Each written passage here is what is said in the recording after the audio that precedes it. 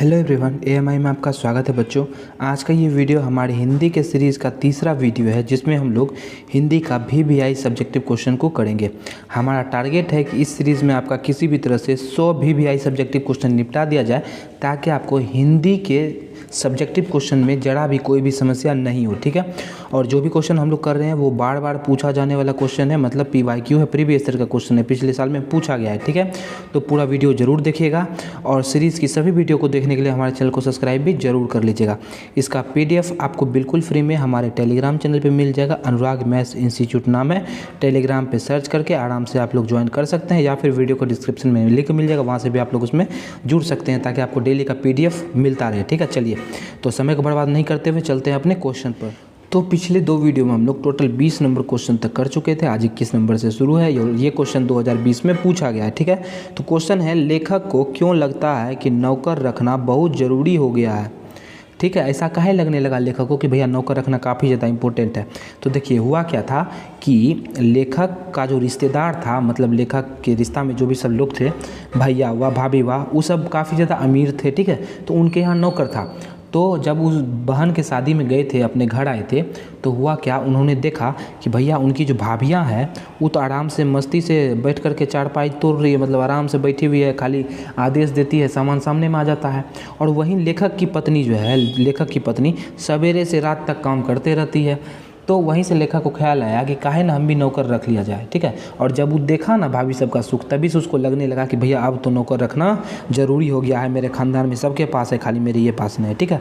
तो चलिए एक बार इसको पढ़ लेते हैं कि लिखेंगे कैसे इसको, ठीक है। चलिए, तो भैया लेखक के सभी रिश्तेदार अच्छे ओहदे पर थे, मतलब बढ़िया रईस खानदान से थे और उन सभी के यहाँ नौकर भी थे।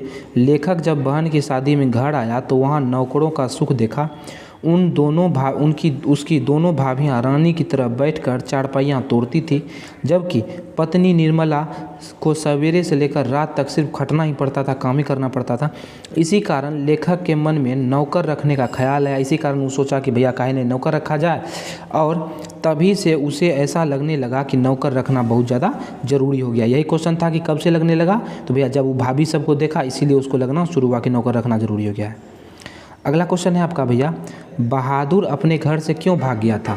तो आपको पता होगा कि भैया बहादुर की जो मम्मी थी वो काफ़ी ज़्यादा गुस्सैल थी। हुआ क्या कि एक दिन बहादुर जो है वो भैंसिया को मार दिया, मतलब उसकी माँ जो भैंस को पालती थी उसको मार दिया। लेकिन भैंस जो है उसकी मम्मी को बहुत प्यारा था, ठीक है।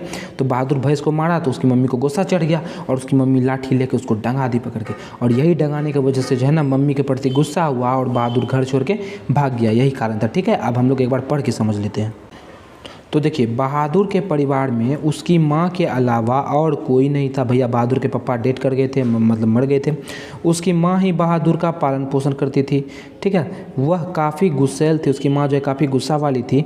उसने एक दिन भैंस के कारण अपने बेटे की खूब पिटाई की। एक दिन जो है भैंस के कारण, बताए थे ना कि भैंस को जो है उसका बेटा बहादुर जो भैंस को मार दिया था, जिसके वजह से भैंस के कारण जो है उसकी मम्मी जो है बहादुर का पिटाई की, जिसके कारण बहादुर का मन माँ से हट गया और वह घर से भाग गया। काहे कि माँ मारी थी थप्पड़, इसीलिए वो जो घर से भाग गया था, भाग गया था। देखिए 2017 में पूछा गया, 2019 में पूछा गया, काफ़ी ज़्यादा इंपॉर्टेंट क्वेश्चन है, ठीक है। अगला क्वेश्चन देख पा रहे होंगे भैया, 2019 में पूछा गया है, बहादुर ने लेखक का घर क्यों छोड़ दिया था। काहे बहादुर लेखक का घर छोड़ दिया था। तो भैया हुआ क्या था कि एक दिन जो है लेखक के घर में रिश्तेदार आया था और रिश्तेदार बहादुर पर चोरी का आरोप लगा दिया था। चोरी नहीं होगा यार, चोरी होगा, ठीक है। तो चोरी का आरोप लगा दिया था जो कि सरासर गलत था। बहादुर चोरी करबो ने किया था और झूठो बोल दिया कि यही मेरा 11 रुपया, कितना रुपया था वो चुरा लिया है। और बहादुर को पहले तो ये बात का बुरा लग गया और उसके बाद सब घर वाला मिल के उसको कूटा भी, थप्पड़ भी मारा कि अरे तुमको नौकर के लिए रखे हैं, तुम चोरी कर रहा है। और लास्ट में जिस पे बहादुर को बहुत ज़्यादा भरोसा था, लेखक जो उसको घर लेकर आया था, वो भी उसको एक तमाच मार दिया, एक चमाटा मार दिया, ठीक है। तो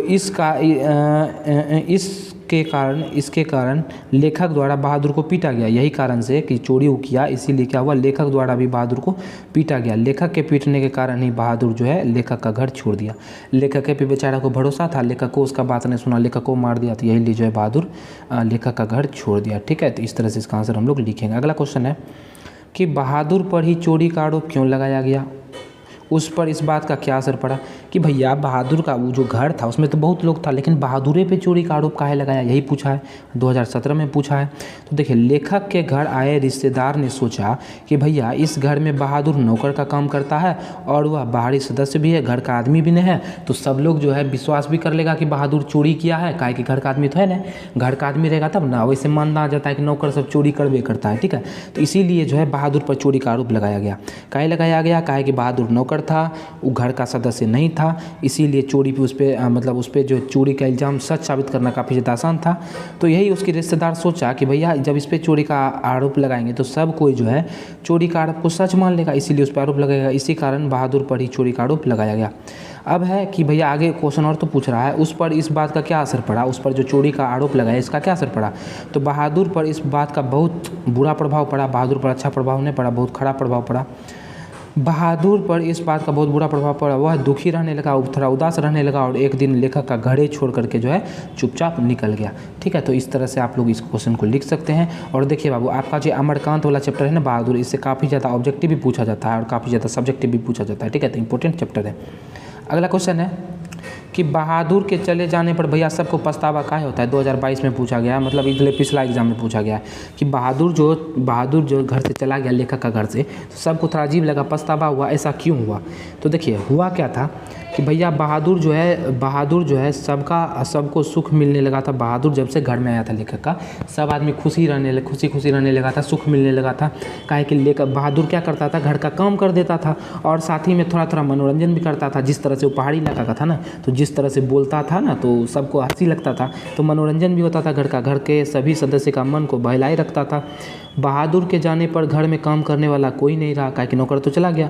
लेखक की पत्नी जब लेखक को उसके रिश्तेदार के बारे में मतलब लेखक की पत्नी से जब लेखक को उसके रिश्तेदार के बारे में पता चला तो उन्हें बहादुर के जाने पर पछतावा हुआ क्या कि लेखक की पत्नी जब लेखक को बताई कि भैया ये जो रिश्तेदार है ना, ये खाली बहाना खोजता है, आप झूठे मार दिए बहादुर को, बहादुर चोरी नहीं किया था, ये सिर्फ बहाना बनाता है ऐसे वैसे, तो लेखक को बुरा लगा कि भैया बहादुर को हम झूठों मार दिए, तो इसीलिए उसको पछतावा हुआ, ठीक है। तो ये सब कारण था। चलिए अगला क्वेश्चन है, ये क्वेश्चन देखिए बाबू तीन बार पूछा गया है, 2015 में पूछा, 2016 में और 2019 में। क्वेश्चन क्या है कि परंपरा का ज्ञान किसके लिए सबसे ज़्यादा आवश्यक है और क्यों। तो देखिए, परंपरा का ज्ञान उन लोगों, लेखकों या फिर चिंतकों के लिए ज़्यादा आवश्यक है जो लोग साहित्य में युग परिवर्तन करना चाहते हैं, साहित्य में युग को बदलना चाहते हैं, उस सब के लिए जो है परंपरा का ज्ञान आवश्यक है। जो लोग लकीर के फ़कीर नहीं है, मतलब जो बोल दिए वो बोल दिए ऐसा वाला नहीं है, जो लोग रूढ़ियों को तोड़कर क्रांतिकारी साहित्य रचना चाहते हैं, उनके लिए जो है परंपरा का ज्ञान सबसे ज़्यादा आवश्यक है। ये क्वेश्चन आपको बेसिकली थोड़ा रटना पड़ सकता है, तो याद कर लीजिएगा, एक दो बार पढ़िएगा तो याद हो जाएगा। परंपरा का ज्ञान इसलिए आवश्यक है, उसके बाद ये भी नहीं था कि भैया क्यों आवश्यक है, किसके लिए और क्यों है, तो क्यों का जवाब दे रहे हैं। परंपरा का ज्ञान इसलिए आवश्यक है क्योंकि इससे समाज में बुनियादी परिवर्तन करके वर्गहीन शोषण मुक्त समाज की स्थापना की जा सकती है। मतलब इसलिए ज़रूरी है ताकि हम लोग जो है बेसिक वर्गहीन, मतलब होता है कि भैया कोई वर्ग व्यवस्था, ऊंचा जात नीचा जात, इस सब का शोषण का आधार मुक्त, शोषण सबसे मुक्त समाज हो, वर्गहीन मुक्त समाज हो, इस समाज का स्थापना करने के लिए जो है परंपरा का ज्ञान आवश्यक है। अगला क्वेश्चन है भैया, देखिए अब जो क्वेश्चन है आसान ही है भैया, पंडित बिरजू महाराज सबसे बड़ा जज किसको मानते थे, 2018 में पूछा गया है। तो पंडित बिरजू महाराज जो है सबसे बड़ा जज मानते थे अपनी माता को, जज किसको मानते थे, माता को, और गुरु मानते थे अपने पिता को, गुरु पापा को, और जज मानते थे माता को। काहे मानते थे उसको थोड़ा समझते हैं। देखिए, पंडित बिरजू महाराज अपना सबसे बड़ा जज अपनी अम्मा को मानते थे, माता को मानते थे। बिरजू महाराज अपने नृत्य का प्रदर्शन करने के बाद अपनी अम्मा से नृत्य के बारे में पूछते थे कि भैया बताओ मम्मी कि जो है कहाँ पे हम गलती किए हैं, कहाँ पे ठीक किए हैं, ये सब पूछते थे। तो एक तरह से अम्मा उसकी जज का काम करती थी, बताती थी कि देखो बेटा तुम यहाँ ऐसे किया है, ये गलत किया है, तो जज का काम कर रही थी। तो इसीलिए बिरजू महाराज जज किसको मानते हैं, अपनी अम्मा को मानते हैं। अगला क्वेश्चन है, बिरजू महाराज के जीवन में सबसे दुखद समय, मतलब सबसे खराब समय कब आ गया था, 2020 का क्वेश्चन है।